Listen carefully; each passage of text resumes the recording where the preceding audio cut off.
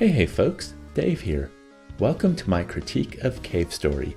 Just a friendly reminder that I will be discussing the game for those who have played it.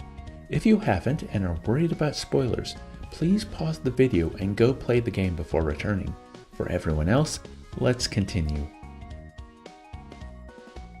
So this is not really going to be a critique about Cave Story specifically. I will start off by talking about what I see as the pros and cons of the game, but in this video I will be using Cave Story as a springboard to discuss the benefits and importance of games criticism. In researching what people have written about this indie platformer from 2004, I was expecting to go through a large amount of critical writing, but surprisingly there was very little, at least the way I normally search for critical writing on Critical Distance, Google, and YouTube.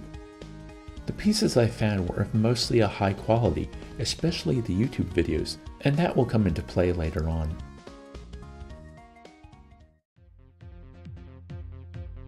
I think Cave Story's biggest strength is as a cultural landmark in gaming. It's the epitome of what has become the indie gaming scene, made over 5 years by one man and then released for free online, before eventually being ported to every console in existence. Yes, a lot of the great games of the 70s and 80s were made by one person or a small team, but I think Cave Story brought that spirit back in a big way. Thanks to the internet, anyone with the time and passion can make something and have it resonate with a large audience. In that context, I think Cave Story excels.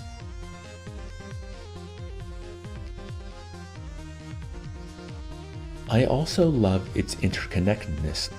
The story links to the level layout, to the weapon upgrades, and even to the secrets, including the secret ending.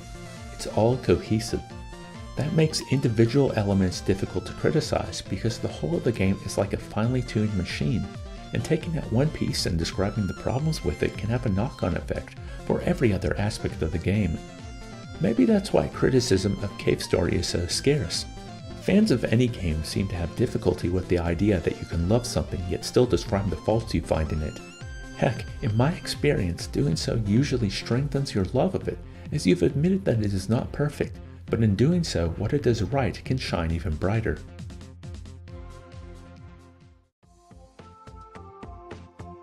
On its surface, I love how unique the experience system is. Your character doesn't level up, but your guns do. They reach a max level, but every level of every gun has its own benefit. As interesting as this system is though, it's the other side of the coin that I loathe. When you get hit, you lose experience, so the game is punishing you for playing poorly. If you're having trouble on a boss, you're taking lots of hits, and because of this, suddenly your weapon isn't doing enough damage anymore, sliding victory further out of your reach. I get that such a system teaches the player to prioritize dodging over attacking, to learn boss patterns, and to experiment with weapons, but the message I got right to the end of the game was, "You're sucking, and we're going to make you suck more because of it."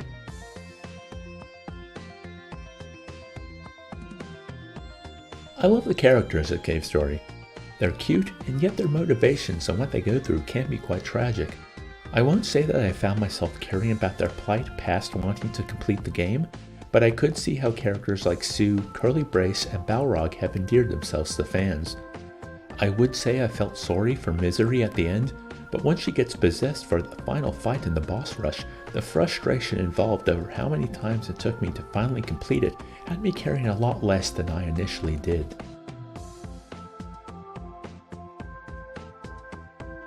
And that boss rush brings me to my final issue with the game, the difficulty of so many of the game's bosses and the infrequent checkpointing.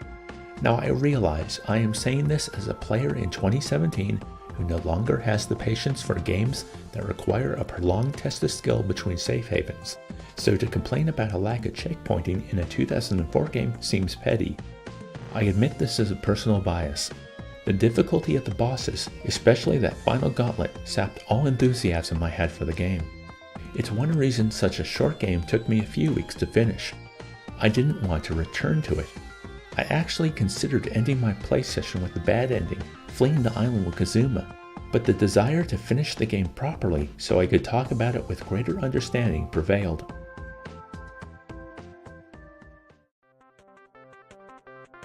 You might understand where I'm coming from now that we're going to talk about games criticism. I saw the good in Cave Story, but I thought its weaknesses outweighed its strengths. Since I try to not just talk about my likes and dislikes in these critique videos, I needed to find another angle to write about, and that's the main reason I read and watch all the criticism I can find on the games I critique. It tells me what angles other people have tackled and what resonated. With that knowledge, I can usually come up with an original take on the game in question, or at least an idea of what I want to write about.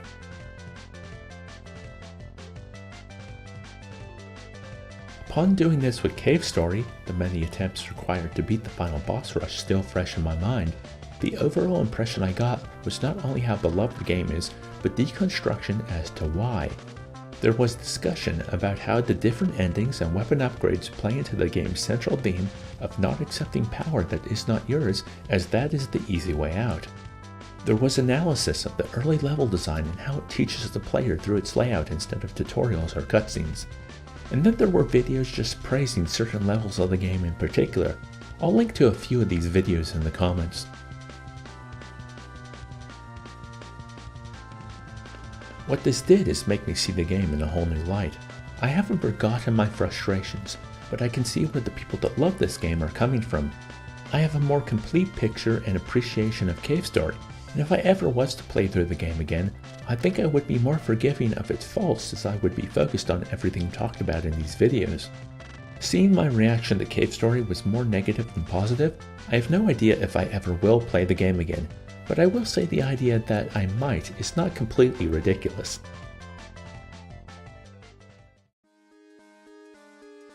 One reason anyone writes anything in response to a game, movie, book, or any other art form is to gain a clearer understanding of their reactions to the work in question, and perhaps uncover why the work made them feel this way.